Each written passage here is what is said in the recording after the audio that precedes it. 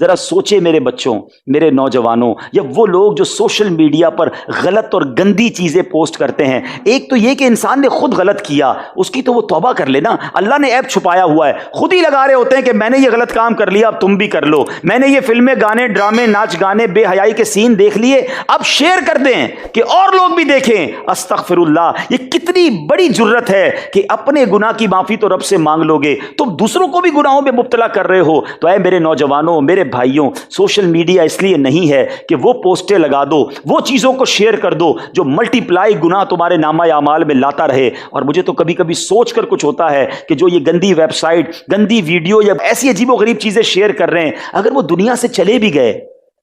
تو یہ چیزیں تو رہیں گی نا، اور دیکھی جاتی رہیں گی۔ تو کہیں ایسا نہ ہو کہ قیامت تک قبر میں اس لیے مار پڑتی رہے کہ تم نے وہ کام شیئر کیا تھا، اب اس نے حرام کام کیا اور تمہیں اس کی سزا ہے۔